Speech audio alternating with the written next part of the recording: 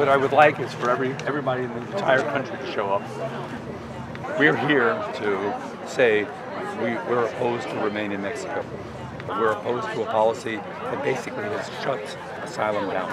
We're going to protest against those courts there because they're not really courts. A court is a place where you try to make justice for people. What's going on in there is an effort at inflicting injustice on people. They're told no.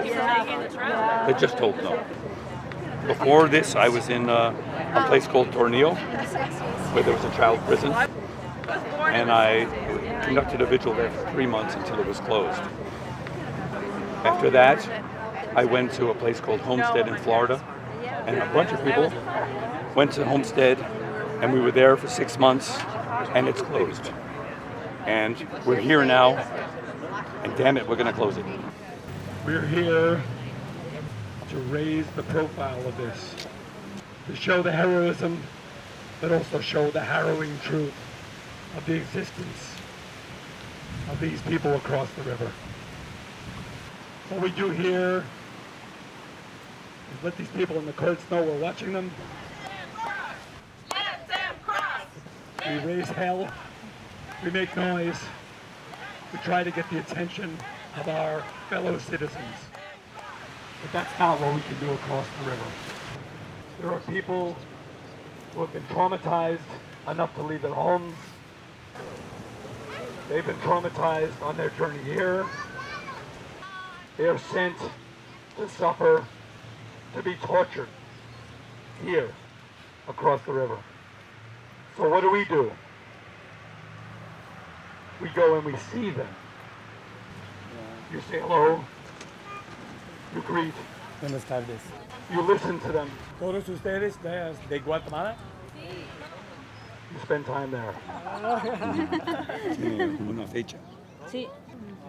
When we go over there and see the faces, that definitely changes the way that I kind of understand the situation. Coming down here and seeing it for myself has made a huge difference in how I interpret what's going on down here. We're going to stay here until the people on the other side of the river are allowed to cross. And we're going to help if we're needed. We're going to help in the relief effort whenever they call on us. We couldn't take the tents fast enough. We would take 100, and by the time next weekend, we needed another 100, and we needed another 100, because it was just heartbreaking to see the people that had to sleep in the street. We started with, I think it was about 20 people that were waiting because of metering. They were waiting to cross, and so we were feeding them. And then MPP started, and we have 2,200 on the other side of the bridge. This is what we call our free store. We bring all our supplies here. Any of the people from the tent know that they can come get here, get anything they need for free. Toiletries, toilet paper, sleeping bags, diaper, whatever they need. Right? Kelly started this. Yeah, actually that was my statement. That used to be her tent. These people need help. Like, I've done everything I can, and I don't know what else to do but be here for them. After my first trip here, I went home and couldn't even talk. And my two friends that came here with me were the same, the only people we could talk to. Our whole world had just been changed. ¿No tienes unas chanclitas para el niño ese que se le rompieron? Así más o menos de tu tamaño. That might fit in. A ver, ¿te quedan esto?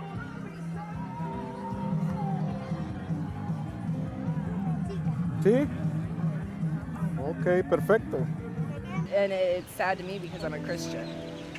And I see my own community just totally against these people. We were paying for porta potties. We paid to bring showers in, water system. They also installed water heaters 2 weeks ago in there so they can have hot water for bathing. Buenas tardes. Buenas tardes. We have people coming in from all over the country to feed people. My name is Sharon. I'm from Addis Israel Synagogue in Washington, D.C. Tonight we've arranged for a local restaurant, to provide the food this evening, and we're serving. Tomorrow we're preparing the meal, bringing it over on wagons, and we're going to be doing the same thing tomorrow night as well. We're hoping everyone spreads the word to their contemporaries because, you know, I don't understand how anybody can stand here for more than 30 seconds and watch the first child walk through this line and think that this is okay. I can't wrap my head around how this can be allowed to go on.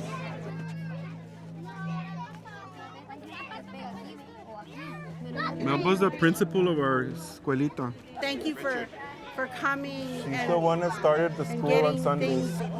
She's the principal. out there so people can see what's really happening.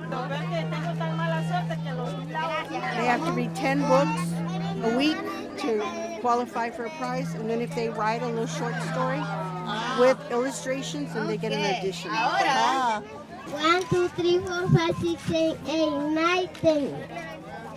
Thank you, 1, thank you, 3.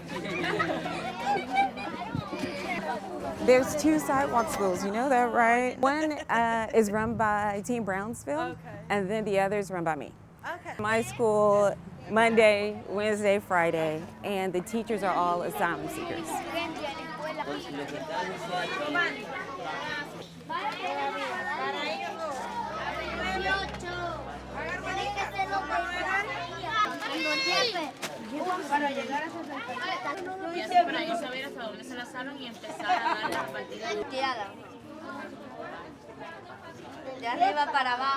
The first thing that I noticed were the kids. Something that they don't show you online when you look at the news or when you look at any stories is how many children there are there.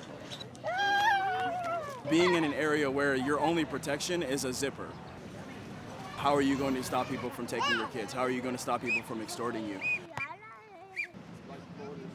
We're connected with the campus ministry at KU. We came down here really to see what the situation was. Because in Kansas, a lot of the information we get is second hand or even third hand, and because of that, there's a lot of misinformation. And with that witness, I've definitely realized that a lot of the things that have been said, a lot of the things that have been shown are not accurate at all. The struggle here is a humanitarian struggle. It's not a numbers struggle. It's not a struggle that we should worry about because there are threats of crime or because there are threats of the economy changing or because our jobs are being threatened or things like that. This is a humanitarian crisis. This is a people's crisis. In the next, 9 days, I'm going to have 6 trials. I did so much work during family separation. 3 months just of non-stop trying to get kids back with their parents. And that was really awful.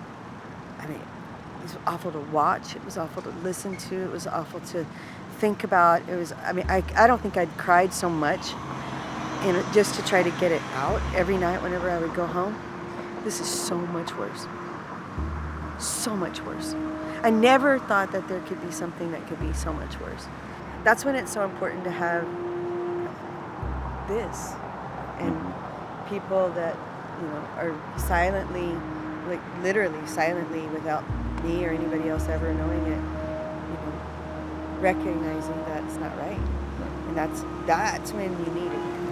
I'm going to come back to court because I know there's somebody else that thinks that what I'm doing is good and right and just, and hopefully, change people's minds about it.